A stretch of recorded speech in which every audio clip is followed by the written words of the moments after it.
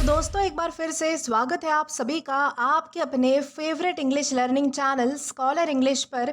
मेरा नाम है दीपिका कुमावत और मैं इस चैनल पर वेरियस कॉम्पिटिटिव एग्जाम्स के लिए इंग्लिश सब्जेक्ट टीच करती हूँ।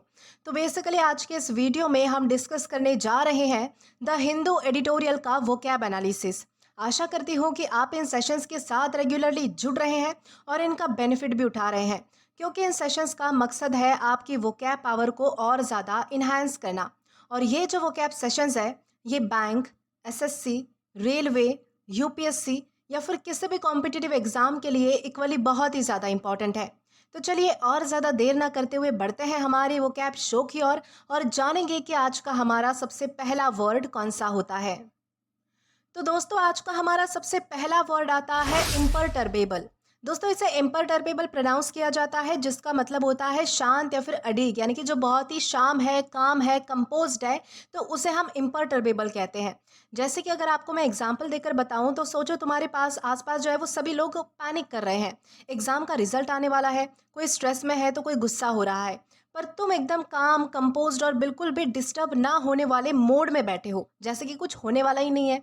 तुम्हारे इमोशंस बिल्कुल स्टेबल है, ना गुस्सा है, ना डर है, ना पैनिक है। तो ये जो एक्सट्रीम कामनेस और किसी भी सिचुएशन में डिस्टर्ब ना होना होता है उसे ही इम्परटर्बेबल कहते हैं।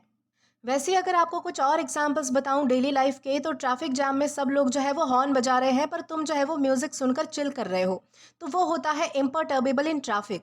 या फिर एग्जाम हॉल में सब स्ट्रेस में है पर तुम एकदम स्टेडी हो, यानी कि एकदम काम हो, तो वो होता है इम्परटर्बेबल ड्यूरिंग एग्जाम्स।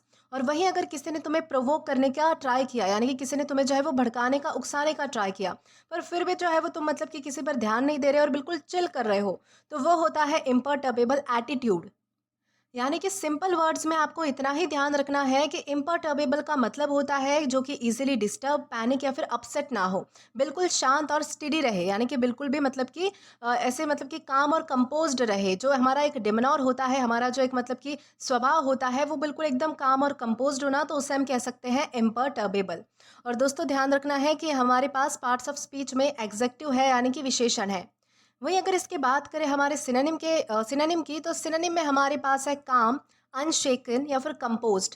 दोस्तों काम और कंपोस्ट का तो दोनों का मतलब होता है कि बहुत ही शांत रहना, शांति से मतलब कि किसी अवस्था को संभाल लेना, या फिर बिल्कुल भी जो है वो मतलब कि डिस्टर्ब ना होना, पैनिक ना करना, बिल्कुल शांत रहना। वही अनशेकन का मतलब हम कह सकते हैं जैसे कि जो डिस्टर्ब नहीं होता है। शेकन मतलब कि जो डिस्टर्ब हो जाता है, तो अनशेकन का इस सेंस में हम मतलब निकाल सकते हैं कि जो डिस्टर्ब ना हो इजीली, तो उसे हम कहेंगे अनशेकन। वही एंटोनिम में हमारे पास है एजिटेटेड, डिस्टर्ब या फिर एक्साइटेबल, यानी कि जो आसानी से डिस्टर्ब हो जाता है, जो पैनिक कर लेता है, या फिर जो अपसेट हो जाता है, या फिर जो गुस्सा कर लेता है, या फिर जो चिढ़ जाता है, जिसे फ्रस्ट्रेशन होती है, तो उन सभी कॉन्टेक्स्ट में हम जो है वो एजिटेटेड भी यूज़ कर सकते हैं, डिस्टर्ब और एक्साइटेबल भी यूज़ कर सकते हैं। अब अगर बात करें इसके एग्जाम्पल की, तो एग्जाम्पल हमारे पास है she remained imperturbable during the chaos. दोस्तों यहाँ पर बताया गया है कि इतना ज़्यादा जो है वो मतलब कि उसके आसपास हंगामा हो रहा था। केओस का मतलब होता है कि अफरा तफरी होना, हंगामा होना, चिल्लम चिल्ली होना, बहुत ज़्यादा शोरगुल होना, यानी कि एक तरीके से जो है वो मतलब कि बहुत ज़्यादा हंगामा होना। तो उस लड़की के आसपास जो है वो बहुत ज़्यादा हंगामा हो रहा था, लेकिन still she manage to keep herself a calm, यानी कि वो फिर भी जो है वो मतलब कि बहुत ज़्यादा शांत थी, बहुत ज़्यादा सीरीन थी, बहुत ज़्यादा कंपोज थी, यानी कि चिल कर रही थी, यानी कि उस सिचुएशन की वजह से जो है वो मतलब कि डिस्टर्ब नहीं हुई। तो इस तरीके से यहाँ पर बताया गया है कि इम्परटर्बेबल यानी क्या होता है और किस तरीके से इसका यूज़ किया जाता है। देन इसी के साथ हम आगे बढ़ेंगे हमारे अगले वर्ड की ओर और जानेंगे कि इसके बाद हमारा अगला वर्ड कौन सा होता है। तो दोस्तों इसके बाद हमारा अगला वर्ड आता है ट्रेंचांट। दोस्तों ट्रेंचांट का मतलब होता है तीखा या फिर धारदार। जैसे कि मान लो तुम्हारा एक फ्रेंड है जो कि आर्ग्यूमेंट में इतनी ज़्यादा शार्प बातें बोल देता है कि सामने वाला एक सेकंड के लिए चुप हो जाता है। उसकी बात क्लियर, डायरेक्ट और बिल्कुल एज्ड होती है, जैसे किसी ने ट्रुथ को जो है वो एक शार्प नाइफ से कट करके सामने पेश कर दिया हो। तो ये जो बहुत ही शार्प, इम्पैक्टफुल, क्लियर और पावरफुली एक्सप्रेस्ड बात होती है ना, तो उसे हम ट्रेंचांट कहते हैं। जिस बात में मतलब कि एक धार होती है, एक तीखापन होता है, तो उसे हम क्या कहेंगे, उसे हम कहेंगे ट्रेंचांट। जैसे कि अगर आपको कुछ और एग्जांपल्स बताऊं डेली लाइफ के, तो तुम अपने वीडियो में मतलब कि मान लो कि तुम एक वीडियो बनाते हो और उसमें जो है वो एक पावरफुल लाइन बोल देते हो जो लोगों को सीधा इम्पैक्ट कर देती है, यानी कि सीधा उनके दिल को छू जाती है, तो वो होती है ट्रेंचांट कॉमेंट्री। या फिर टीचर ने एक स्टूडेंट की मिस्टेक को इतने क्लियर तरीके से यानी कि क्लियर लॉजिक से पॉइंट आउट किया कि सारे लोग समझ गए, तो वो होता है ट्रेंचांट एक्सप्लेनेशन।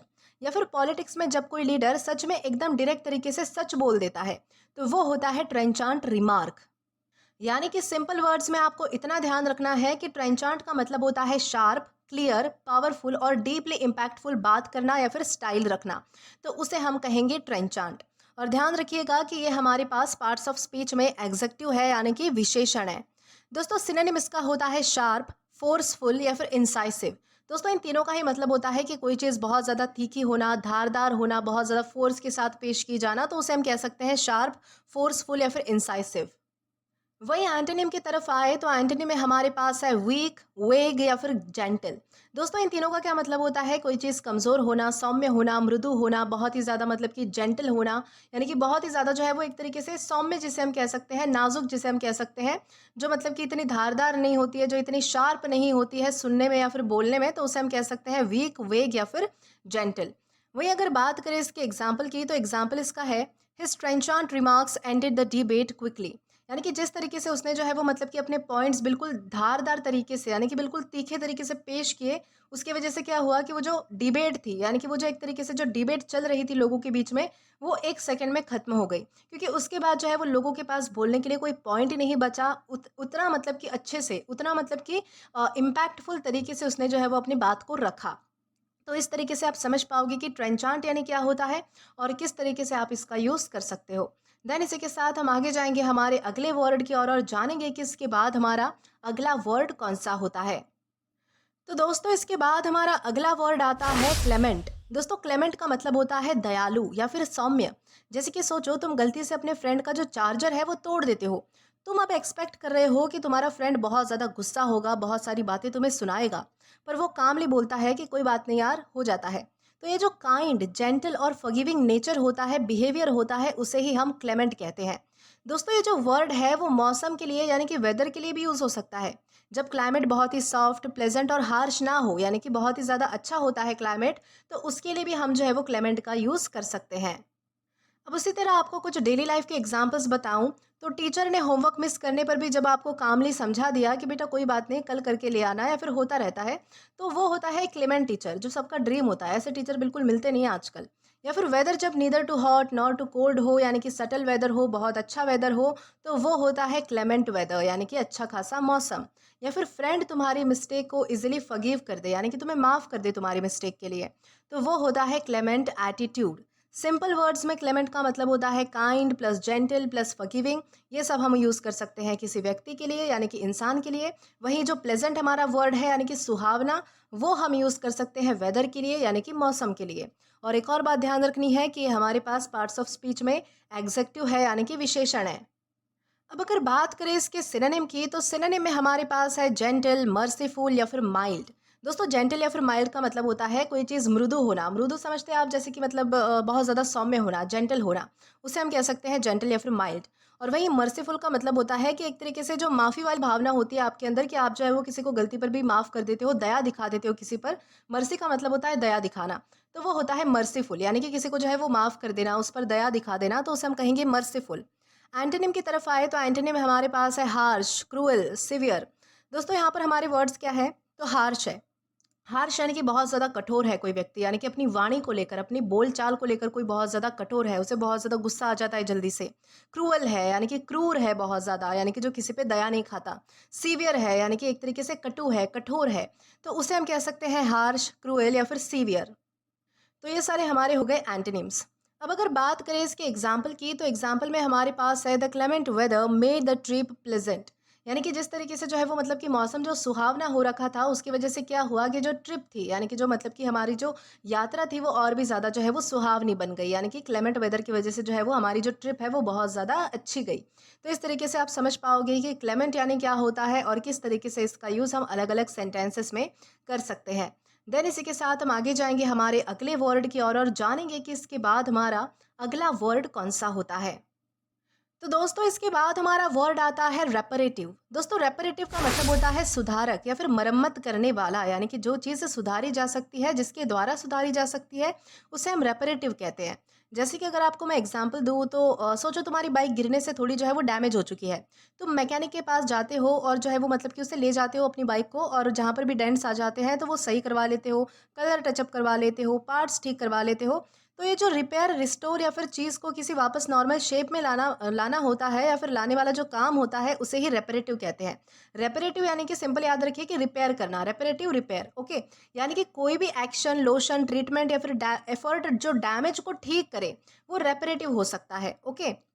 अब आपको कुछ डेली लाइफ के एग्जांपल्स बताऊं तो हमारी जो स्किन की क्रीम्स आती है जो डैमेज स्किन को हील कर देती है, तो उसे हम रेपरेटिव क्रीम कह सकते हैं। थेरेपी जो मेंटल ब्रेकडाउन के बाद तुम्हारी कंडीशन को इम्प्रूव करे, तो वो होता है रेपरेटिव थेरेपी। या फिर apologising and fixing a friendship, तो वो होता है रेपरेटिव जेस्चर। सिंपल वर्ड्स में आपको इतना ही ध्यान रखना है कि रेपरेटिव का मतलब होता है repairing, healing and restoring, okay. और साथ ही साथ ये भी ध्यान रखना है कि ये भी हमारे पास पार्ट्स ऑफ स्पीच में एग्जेक्टिव है, यानी कि विशेषण है। अब अगर बात करें इसके सिनोनिम की, तो सिनोनिम में हमारे पास है रिस्टोरेटिव, हीलिंग या फिर रिपेयरिंग। यानी कि जो चीज़ जो है वो मतलब कि सुधारक होती है, जो सुधारने वाली होती है, मरम्मत करने वाली होती है, किसी चीज़ को पहले वाली कंडीशन में वापस लाने वाली होती है, तो उसे हम कह सकते हैं रेस्टोरेटिव, हीलिंग या फिर रिपेयरिंग। वही एंटोनिम की तरफ आए तो एंटोनिम में हमारे पास है डैमेजिंग, हार्मफुल या फिर डिस्ट्रक्टिव। यानी कि जो चीज़ डैमेज करती है, जो चीज़ नुकसान पहुंचाती है, हानिकारक होती है, हार्मफुल होती है, डिस्ट्रक्टिव होती है, तबाही मचाने वाली होती है, तहस-नहस करने वाली होती है, तो उसे हम कह सकते हैं डैमेजिंग, हार्मफुल या फिर डिस्ट्रक्टिव। अब अगर बात करें इसके एग्जाम्पल की, तो एग्जाम्पल इसका है the cream has reparative effects on the skin. यानी कि वो जो क्रीम थी उसके जो है वो मतलब कि स्किन पर कैसे इफेक्ट थे, तो सुधारक इफेक्ट थे। यानी कि वो स्किन को जो है वो और ज़्यादा बेटर बना रही थी, और ज़्यादा अच्छे से सुधार रही थी, उसे इम्प्रूव कर रही थी। यानी कि उसमें कैसे इफेक्ट थे, तो रेपरेटिव इफेक्ट थे, मरम्मत करने वाले इफेक्ट थे या फिर सुधारने वाले इफेक्ट थे। तो इस तरीके से आप समझ पाओगे कि रेपरेटिव यानी क्या होता है और किस तरीके से इसका यूज़ किया जाता है। देन इसी के साथ हम आगे जाएंगे हमारे अगले वर्ड की ओर। तो दोस्तों इसके बाद हमारा अगला वर्ड आता है मेंडाशियस। दोस्तों मेंडाशियस का मतलब होता है झूठा या फिर कपटी। जैसे कि मान लो तुम्हारा एक फ्रेंड है जो हमेशा कहानियों को थोड़ा ट्विस्ट करके बताता है। जैसे कि वो कभी बोलता है कि उसने जो है वो 99 मार्क्स लाए, पर असल में होते तो 79 ही है। कभी बोलता है कि उसे कोई सेलिब्रिटी मिली थी, पर बाद में पता चलता है कि वो तो सिर्फ झूठ बोल रहा था, वो उसकी इमेजिनेशन थी। तो ये जो हैबिट ऑफ लाइंग, ट्रूथ को ट्विस्ट करना या फिर झूठ बोलने की जो आदत होती है, उसे ही मेंडाशियस कहते हैं। ऐसे लोगों की जो बातें हैं वो रिलायबल नहीं होती, क्योंकि वो सच को भी मास्क पहना देते हैं। तो इस तरीके से आप समझ पाओगे कि मेंडाशियस यानी क्या होता है। दोस्तों इसी के साथ हम कुछ डेली लाइफ के और एग्जांपल्स देखेंगे। जैसे कि एम्प्लॉय बॉस को अगर फॉल्स एक्सक्यूज दे, यानी कि कोई बहाना बनाए, झूठा बहाना बनाए, तो वो मेंडाशियस एम्प्लॉय है। फ्रेंड फ्रेंड जो है वो तुम्हारा ओवर एक्टिंग करके जो है वो बहुत सारी स्टोरीज तुम्हें सुना देता है, झूठी कहानियां सुनाता है, तो वो मेंडाशियस स्टोरी टेलिंग है। या फिर न्यूज़ या फिर स्टेटमेंट जो बिल्कुल भी सच ना हो, तो वो मेंडाशियस क्लेम है। सिंपल वर्ड्स में मेंडाशियस का मतलब होता है हैबिचुअली लाइंग, झूठ बोलने वाला या फिर ट्रुथ ट्विस्टर। यानी कि जो झूठा होता है, कपटी होता है, बातों को घुमाता है, यानी कि झूठ बोलने की आदत होती है उसे, तो उसे हम कहेंगे मेंडाशियस। और ध्यान रखना है कि हमारे पास पार्ट्स ऑफ स्पीच में एग्जेक्टिव है, यानी कि विशेषण है। अब अगर बात करें इसके सिनोनिम की, तो सिनोनिम में हमारे पास है डिसऑनेस्ट, लाइंग या फिर अनट्रूथफुल। दोस्तों डिसऑनेस्ट का मतलब होता है जो ईमानदार नहीं होता, यानी कि जो सच नहीं बोलता बेसिकली, तो उसे हम डिसऑनेस्ट कहेंगे। लाइंग का मतलब होता है झूठ बोलना। अनट्रूथफुल का मतलब होता है जो सच नहीं बोलता, यानी कि बेसिकली जो झूठ बोलता है, जो कपट करता है, तो उसे हम अनट्रूथफुल कहेंगे। और अगर हम एंटोनिम की तरफ आए तो एंटोनिम में हमारे पास है ट्रूथफुल, ऑनेस्ट या फिर सिंसियर। यानी कि जो व्यक्ति जो है वो मतलब कि सच्चा होता है, ऑनेस्ट होता है, ईमानदार होता है, हर बातों का पालन करता है, स्वभाव से बहुत ज़्यादा अच्छा होता है, कपटी नहीं होता, झूठा नहीं होता, तो उसे हम कह सकते हैं ट्रूथफुल, ऑनेस्ट या फिर सिंसियर। अब अगर बात करें इसके एग्जाम्पल की, तो एग्जाम्पल इसका है the politician's mendacious statement caused outreach. यानी कि एक पॉलिटिशियन था, उसने क्या किया कि झूठे मतलब कि वादे किए लोगों से, झूठे झूठे स्टेटमेंट्स दे दिए लोगों के सामने। अब क्या हुआ कि उसके झूठे स्टेटमेंट की वजह से जो है वो लोगों में जो है वो आउटरेज हो गया। आउटरेज का मतलब बहुत ज़्यादा गुस्सा हो गए लोग उससे, यानी कि भड़क गए। तो इसी तरीके से यहाँ पर हमारे एग्जाम्पल में बताया है कि पॉलिटिशियन के झूठे स्टेटमेंट की वजह से जो है वो लोगों में गुस्सा बढ़ गया, या फिर लोग जो है वो गुस्सा हो गए। तो इस तरीके से आप समझ पाओगे कि मेंडाशियस यानी क्या होता है और किस तरीके से आप जो है वो इसका यूज़ कर सकते हो। देन इसी के साथ हम आगे जाएंगे हमारे अगले वर्ड की ओर। तो दोस्तों इसके बाद हमारा अगला वर्ड आता है एब्स्ट्रूस। दोस्तों एब्स्ट्रूस का मतलब होता है कि कठिन समझ वाला, जो आसानी से समझ ना आए। जैसे कि मान लो तुम फिजिक्स का एक टॉपिक पढ़ रहे हो, जैसे कि तुम क्वांटम मैकेनिक्स पढ़ रहे हो, ऐसा मान लो। एक्सप्लेनेशन इतना कॉम्प्लेक्स और कंफ्यूजिंग है कि पहली बार पढ़ने पर तुम्हें समझ ही नहीं आता। तो ये जो बहुत ही डिफिकल्ट, कॉम्प्लेक्स और हार्ड टू अंडरस्टैंड चीज़ें होती है, उसे ही हम एब्स्ट्रूस कहते हैं। वैसे अगर आपको मैं कुछ और एग्जांपल्स दूँ डेली लाइफ से रिलेटेड, तो एडवांस मैथ जो फॉर्मूलाज होते हैं वो एब्स्ट्रूस कंसेप्ट होते हैं। फिलोसॉफिकल थ्योरीज जो कॉमन सेंस में बिल्कुल भी समझ ना आए, तो वो होती है एब्स्ट्रूस आइडियाज़। लीगल डॉक्यूमेंट्स या फिर कॉन्ट्रैक्ट्स जो कॉम्प्लिकेटेड लैंग्वेज में लिखे होते हैं, तो वो होता है एब्स्ट्रूस क्लॉजेस। सिंपल वर्ड्स में आपको इतना ध्यान रखना है कि एब्स्ट्रूस का मतलब होता है डिफिकल्ट टू अंडरस्टैंड, कॉम्प्लिकेटेड या फिर कंफ्यूजिंग। यानी कि ऐसी चीज़ें जो आसानी से समझ में ना आए, बहुत ज़्यादा कॉम्प्लिकेटेड हो, बहुत ज़्यादा कॉम्प्लेक्स हो और आपको जो है वो मतलब कि कंफ्यूज कर दे, तो उसे हम कहते हैं एब्स्ट्रूस। और ये भी ध्यान रखना है कि हमारे पास पार्ट्स ऑफ स्पीच में एग्जेक्टिव है, यानी कि विशेषण है। दोस्तों सिनोनिम की बात करें तो सिनोनिम में हमारे पास है ऑब्सक्योर, कॉम्प्लेक्स या फिर रिकॉन्डाइट। दोस्तों इन तीनों का क्या मतलब होता है? ऑब्सक्योर का मतलब होता है कि अस्पष्ट होना, कोई चीज़ धुंधली होना। बेसिकली इसे हम ऐसे यूज़ कर सकते हैं, जैसे कि आपको अगर कोई चीज़ समझ नहीं आती है, तो वो आपके लिए क्या है? तो अस्पष्ट है, आपके लिए धुंधली है, तो उसे हम कहेंगे ऑब्सक्योर। कॉम्प्लेक्स या फिर रिकॉन्डाइट का मतलब होता है जो आसानी से समझ ना आए, जो बहुत ज़्यादा उलझन भरा होता है, कंफ्यूजिंग होता है, तो उसे हम कह सकते हैं कॉम्प्लेक्स या फिर रिकॉन्डाइट। वही एंटोनिम की तरफ आए तो एंटोनिम में हमारे पास है क्लियर, सिंपल या फिर ऑब्वियस। यानी कि जो चीज़ बिल्कुल साफ होती है, क्लियर होती है, क्रिस्टल क्लियर होती है, बिल्कुल समझने लायक होती है, सिंपल होती है, ऑब्वियस होती है, तो हो सकते हैं क्लियर, सिंपल, ऑब्वियस। अब अगर बात करें इसके एग्जाम्पल की, तो एग्जाम्पल में हमारे पास है the professors lecture was abstruse for most students. यानी कि बहुत सारे बच्चों के लिए जो है उस प्रोफेसर का जो स्पीच था या फिर उनका जो मतलब कि एक्सप्लेनेशन था, वो जो लेक्चर था, वो जो है वो मतलब कि बहुत सारे बच्चों के लिए समझ पाना जो है वो बहुत ज़्यादा मुश्किल था, क्योंकि उनकी लैंग्वेज कुछ डिफरेंट हो सकती है या फिर वो कुछ ऐसे टर्म्स का यूज़ कर रहे थे जो कि आसानी से किसी को समझ ना आए। तो इस तरीके से आप समझ पाओगे कि एब्स्ट्रूस यानी क्या होता है और किस तरीके से हम इसका अलग-अलग सेंटेंसेस में यूज़ कर सकते हैं। देन इसी के साथ हम आगे जाएँगे हमारे अगले वर्ड की ओर और जानेंगे कि इसके बाद हमारा अगला वर्ड कौन-सा है। तो दोस्तों इसके बाद हमारा अगला वर्ड आता है इम्पेक्यूनियस। दोस्तों इम्पेक्यूनियस का मतलब होता है निर्धन या फिर गरीब, जिसे हम कह सकते हैं। जैसे कि मान लो तुम्हारा एक फ्रेंड है जो हमेशा छोटी छोटी चीज़ों के लिए जो है वो पैसे उधार लेता है हमेशा, यानी कि किसी से ना किसी से वो पैसे जो है वो मतलब कि उधार लेते रहता है, या फिर वो चीज़ें अफोर्ड नहीं कर सकता। तो ये जो बहुत ही गरीब, पैसों के बिना या फिर फाइनेंशियली वीक इंसान होता है, उसे ही इम्पेक्यूनियस कहते हैं।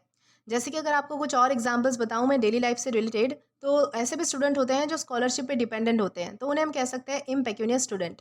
या फिर ओल्ड मैन जो बेसिक नीड से ज़्यादा खर्च नहीं कर पाता, तो वो होता है इम्पेक्यूनियस लाइफस्टाइल। या फिर कोई ऐसा टाउन है जहाँ पर लोग बेसिक फैसिलिटीज़ अफोर्ड नहीं कर पाते, यानी कि वो टाउन जो है वो बहुत ज़्यादा पिछड़ा हुआ है, तो वो होता है इम्पेक्यूनियस विलेज।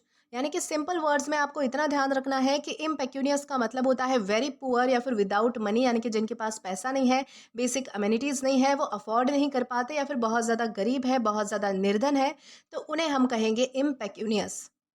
दोस्तों साथ ही साथ आपको ये भी ध्यान रखना है कि हमारे पास पार्ट्स ऑफ स्पीच में एग्जेक्टिव है, यानी कि विशेषण है। सिनोनिम की बात करें तो सिनोनिम में ये हमारे पास मतलब कि तीन वर्ड्स हैं, जो कि है पुअर, डेस्टिट्यूट या फिर पेनीलेस। दोस्तों पुअर या फिर डेस्टिट्यूट का मतलब होता है कि बहुत ज़्यादा गरीब होना, जिनके पास मतलब कि जो मतलब कि अफोर्ड नहीं कर पाते कोई भी चीज़, तो उन्हें हम कह सकते हैं गरीब या फिर डेस्टिट्यूट, यानी कि मतलब कि निर्धन जिसे हम कह सकते हैं। पेनीलेस का मतलब होता है जिनके पास फूटी कौड़ी नहीं होती। फूटी कौड़ी नहीं होती मतलब कि जिनके पास पैसा नहीं होता, तो उन्हें हम कहेंगे पेनीलेस। एंटोनिम में हमारे पास है वेल्दी, रिच या फिर एफ्लुएंट। यानी कि जो बहुत ज़्यादा धनवान होते हैं, अमीर होते हैं, जिनके पास बहुत ज़्यादा पैसा होता है, शान शौकत होती है, लग्जरीज होती है, लाविश लाइफ होती है, तो उन्हें हम कह सकते हैं वेल्दी, रिच या फिर एफ्लुएंट। अब अगर बात करें इसके एग्जाम्पल की, तो एग्जाम्पल में हमारे पास है the impecunious student could not afford new books. यानी कि एक जो गरीब बच्चा है या फिर एक जो गरीब स्टूडेंट है, वो नए बुक्स को जो है वो बिल्कुल भी अफोर्ड नहीं कर पा रहा है, यानी कि उसके पास इतने ज़्यादा पैसे नहीं है कि वो नई किताबें खरीद सके। तो इस तरीके से आप समझ पाओगे कि impecunious यानी क्या होता है और किस तरीके से इसका यूज़ किया जाना चाहिए। देन इसी के साथ हम आगे जाएंगे हमारे अगले वर्ड की और जानेंगे कि इसके बाद हमारा अगला वर्ड कौन सा है। तो दोस्तों इसके बाद हमारा अगला वर्ड आता है न्यूअंस। दोस्तों न्यूअंस का मतलब होता है सूक्ष्म भेद या फिर बारीक अंतर। जैसे कि मान लो तुम एक मूवी देख रहे हो, हीरो सिर्फ डायलॉग बोलता है, लेकिन उसकी आंखों की छोटी मूवमेंट, टोन का हल्का सा चेंज और स्माइल का सटल हिंट तुम्हें समझा देता है कि वो खुश है या फिर थोड़ा सैड है। तो ये जो छोटी सी सटल डिटेल होती है, जो ओवरऑल मीनिंग या फिर फीलिंग को समझाने में हेल्प करती है, उसे ही हम न्यूएंस कहते हैं। जैसे कि अगर आपको कुछ और एग्जांपल्स देकर बताऊं, तो फैशन में कलर शेड्स का सटल डिफरेंस होना, तो वो होता है न्यूएंस इन स्टाइल। या फिर म्यूजिक में एक नोट का हल्का सा डिले होना या फिर वॉल्यूम चेंज हो जाना, तो वो होता है nuance in music. Simple words में न्यूएंस का मतलब होता है छोटी सी सटल डिटेल जो मीनिंग को क्लैरिफाई करे या फिर इन्हांस करे, तो उसे हम कह सकते हैं न्यूएंस। और ध्यान रखना है कि ये हमारे पास पार्ट्स ऑफ स्पीच में नाउन है। दोस्तों, सिनोनिम की बात करें तो सिनोनिम में हमारे पास है सटलिटी, शेड या फिर डिस्टिंक्शन, यानी कि हल्का सा अंतर, छोटा सा अंतर, सूक्ष्म भेद जिसे हम कह सकते हैं, यानी कि बहुत ही बारीक अंतर। तो ये सारे वर्ड्स जो है वो इसी चीज़ को दिखाते हैं। वही एंटोनिम की तरफ आए तो एंटोनिम में हमारे पास है ऑब्वियसनेस, कोअर्सनेस या फिर ब्लंटनेस, यानी कि जो चीज़ ऑब्वियस होती है, जिसमें कोई अंतर नहीं होता है, जिसमें कोई बारीक अंतर नहीं दिखाई पड़ता है, या फिर जो चीज़ जैसी है वैसे ही आपको दिखाई देती है, तो उसे हम कह सकते हैं ऑब्वियसनेस, कोअर्सनेस या फिर ब्लंटनेस। अब अगर बात करें इसके एग्जाम्पल की, तो एग्जाम्पल में हमारे पास है she understood every nuance of his tone, यानी कि वो उसकी बात करने का जो तरीका है, उसका जो एक टोन है बात करने का, उसमें होने वाला हर एक चेंज, उसमें होने वाला हर एक चढ़ उतार या फिर उसमें आने वाला जो थोड़ा सा भी अंतर है, वो उसे आसानी से समझ लेती है कि वो किस तरीके से, किस टोन में बात कर रहा है, सरकास्टिकली बात कर रहा है, अच्छे से बात कर रहा है, दुखी होकर बात कर रहा है, गुस्से में बात कर रहा है, कैसे बात कर रहा है। तो इस तरीके से मतलब कि यहाँ पर बताया गया है कि वो उसकी आवाज़ का जो टोन है, उसका छोटा सा अंतर भी समझ लेती है। तो इस तरीके से आप समझ पाओगे कि न्यूएंस यानी क्या होता है और किस तरीके से इसका यूज़ हमें करना चाहिए। देन इसी के साथ हम आगे जाएंगे हमारे अगले वर्ड की और जानेंगे कि इसके बाद हमारा अगला वर्ड कौन सा आता है। तो दोस्तों, इसके बाद हमारा अगला वर्ड आता है फ्लैगिशियस। दोस्तों, फ्लैगिशियस का मतलब होता है कुख्यात या फिर घिनौना अपराध करने वाला। दोस्तों, कुख्यात का मतलब होता है कि ये नेगेटिव टर्म्स में यूज होता है, जो व्यक्ति मतलब कि फेमस तो होता है लेकिन बुरे कामों के लिए फेमस होता है, तो उसे हम कहते हैं फ्लैगिशियस। जैसे कि मान लो कोई पर्सन बहुत ही सीरियस और शॉकिंग क्राइम करता है, जैसे कि वो चोरी के साथ साथ लोगों को धोखा देना भी, ये भी काम करता है, या फिर बहुत ही क्रूअल और इमोरल काम करता है, तो उसे हम कहते हैं फ्लैगिशियस। तो दोस्तों, ये जो एक्सट्रीमली विकेड, हीनियस या फिर मॉरली बैड काम करना होता है, उसे ही फ्लैगिशियस कहा जाता है, यानी कि बहुत ही घिनौना अपराध करना, तो उसे हम कहेंगे फ्लैगिशियस। वैसे ही अगर आपको कुछ और डेली लाइफ के एग्जांपल्स बताऊं, तो मान लीजिए कोई सीरियल किलर है, अगर उसने मान लीजिए कोई मर्डर किया है या फिर कोई ऐसा एक्ट किया है जो बहुत ज़्यादा बुरा है, तो वो होता है फ्लैगिशियस क्राइम। करप्ट पॉलिटिशियन जो देश के जो रिसोर्सेस है उनको लूटने की कोशिश करता है, तो वो होता है फ्लैगिशियस एक्ट। या फिर बुली जो कंटिन्यूसली लोगों को हर्ट करता है, तो वो है फ्लैगिशियस बिहेवियर। सिंपल वर्ड्स में फ्लैगिशियस का मतलब होता है एक्सट्रीमली विकेड, हीनियस या फिर मॉरली बैड, तो उसे हम कहते हैं फ्लैगिशियस। और ध्यान रखना है कि हमारे पास पार्ट्स ऑफ स्पीच में एग्जेक्टिव है, यानी कि विशेषण है। अब अगर बात करें इसके सिनोनिम की, तो सिनोनिम में हमारे पास है हीनस, विलेनियस या फिर विकेड। दोस्तों, हीनस का मतलब होता है जो बहुत ज़्यादा मतलब कि घिनौना होता है, जो बहुत ज़्यादा बुरा होता है। विलेनस या फिर विकेड का भी यही मतलब होता है, जो इविल है, बहुत ज़्यादा बुरा है, गंदा है, जो मतलब कि कुख्यात है, तो उसे हम कह सकते हैं हीनस, विलेनियस या फिर विकेड। वहीं अगर एंटोनिम की बात करें, तो एंटोनिम में हमारे पास है वर्चुअस, गुड या फिर राइटियस, यानी कि जिसके गुण अच्छे होते हैं। वर्चुअस का क्या मतलब होता है, जो बहुत ज़्यादा गुणी है, जो बहुत ज़्यादा अच्छा है, जिसका स्वभाव बहुत ज़्यादा अच्छा है। गुड का भी यही मतलब होता है, राइटियस का भी यही मतलब होता है कि जो बहुत ज़्यादा अच्छा है, अच्छे काम करता है, कोई अपराध नहीं करता, तो उसे हम कह सकते हैं वर्चुअस, गुड या फिर राइटियस। अब अगर बात करें इसके एग्जाम्पल की, तो एग्जाम्पल में हमारे पास है the flagitious crime shock the entire town, यानी कि उसके घिनौने अपराध ने जो है वो पूरे गांव को, यानी कि पूरे टाउन को जो है वो शॉक कर दिया था, पूरे मतलब कि टाउन को जो है वो हैरान कर दिया था कि ऐसा कोई क्राइम भी हो सकता है। तो इस तरीके से आप समझ पाओगे कि फ्लैगिशियस यानी क्या होता है और किस तरीके से हमें इसका यूज़ करना चाहिए। देन इसी के साथ हम आगे जाएंगे आज के हमारे लास्ट वर्ड की और जानेंगे कि इसके बाद हमारा वो वर्ड कौन सा होता है। तो दोस्तों, इसके बाद हमारा अगला वर्ड आता है ट्यूमुल्ट। दोस्तों, ट्यूमुल्ट का मतलब होता है हलचल या फिर शोरगुल करना, ओके। और मतलब कि जैसे कि मान लो स्कूल की जो है वो बेल बज गई और सभी स्टूडेंट जो है वो एक ही साथ एक डायरेक्शन में दौड़ रहे हैं बाहर की तरफ, चीख रहे हैं, बुक्स गिर रही है और सब जगह पर जो है वो केओस है, यानी कि हंगामा है। तो ये जो बहुत ही शोर, डिसऑर्डर और कन्फ्यूजन होता है, उसे ही ट्यूमुल्ट कहते हैं, यानी कि अफरा तफरी होना, बहुत ज़्यादा हंगामा होना, शोर शराबा होना, हलचल होना, तो उसे हम क्या कहेंगे, उसे हम कहेंगे ट्यूमुल्ट। तो उसे हम ट्यूमुल्ट कहते हैं। और दोस्तों आपको ये भी ध्यान रखना है कि हमारे पास पार्ट्स ऑफ स्पीच में नाउन है। अब अगर बात करें इसके सिनोनिम के बारे में, तो सिनोनिम में हमारे पास है कमोशन, अप्रोवर या फिर केओस। दोस्तों इन तीनों का ही मतलब होता है कि हंगामा होना, अफरा तफरी होना, शोरगुल होना, भाग दौड़ होना, हलचल होना, बहुत ज़्यादा शोर शराबा होना, यानी कि एक तरीके से जो है वो मतलब कि हंगामा मच जाना, तो उसे हम कह सकते हैं कमोशन, अप्रोवर या फिर केओस। वही एंटोनिम की तरफ आए तो एंटोनिम में हमारे पास है काम, साइलेंस या फिर ऑर्डर। यानी कि एक तरीके से जो है वो ऑर्डर का मतलब होता है व्यवस्था बनाए रखना, साइलेंस या फिर काम का मतलब होता है कि शांति बनाए रखना। यानी कि हर चीज़ जो है वो मतलब कि एक ऑर्डर में, यानी कि एक व्यवस्था में चल रही है, कोई हलचल नहीं है, कोई हंगामा नहीं है, सब कुछ बिल्कुल डिसिप्लिन में है। तो उसे हम कह सकते हैं काम, साइलेंस या फिर ऑर्डर। वहीं अब अगर इसके एग्जाम्पल की बात करें तो एग्जाम्पल में हमारे पास है the crowd erupted in tumult after the announcement. यानी कि अनाउंसमेंट होने के बाद जो है वो मतलब कि भीड़ जो है वो अचानक से जो है वो बिल्कुल शोर में, यानी कि बिल्कुल जो है वो हंगामे में तब्दील हो गई, यानी कि बिल्कुल हंगामे में जो है वो बदल गई, यानी कि उनका जो है वो बहुत ज़्यादा मतलब कि इरप्ट हो गई। जैसे वॉल्केनो कैसे इरप्ट होता है, भड़क जाता है एकदम से, वैसे ही जो है वो भीड़ भीड़ भी जो है वो मतलब कि भड़क उठी। किस चीज़ में? तो बहुत ज़्यादा शोर शराबे में, बहुत ज़्यादा हंगामे में, केओस में, यानी कि हर तरह जो है वो अफरा-तफरी थी, भाग-दौड़ थी, शोर था, हलचल थी। तो इस तरीके से आप समझ पाओगे कि ट्यूमुल्ट यानी क्या होता है और किस तरीके से इसका यूज़ किया जाता है। तो दोस्तों आज के लिए बस इतना ही। आज के इस क्लास का पीडीएफ आप हमारे टेलीग्राम चैनल के थ्रू एक्सेस कर सकते हैं। और अगर आपने अभी तक हमारा टेलीग्राम चैनल ज्वाइन नहीं किया है तो टेलीग्राम पर English with Deepika Kumawat search करके या फिर डिस्क्रिप्शन में दिए गए लिंक के थ्रू, साथ ही साथ अभी जो आपको आपके स्क्रीन पर क्यूआर कोड दिख रहा है, वहाँ से भी आप जो है वो स्कैन करके हमारा टेलीग्राम चैनल डायरेक्टली ज्वाइन कर सकते हैं, ताकि आप कभी भी किसी भी नए आने वाले वीडियोज़ को लेकर कोई भी अपडेट्स को मिस ना करें। और दोस्तों अगर आपको आज का ये वीडियो पसंद आया है या फिर हेल्पफुल लगा है, तो do like this video, subscribe the channel and share as much as you can. और अगर आपने इससे पहले वाले वीडियोस नहीं देखे हैं तो यहाँ पर मैंने एक प्लेलिस्ट प्रोवाइड कर दी है, जहाँ पर आप क्लिक करके वो सभी पहले वाले वीडियोस भी देख सकते हैं और एक्सप्लोर कर सकते हैं। Till then keep learning. Thank you.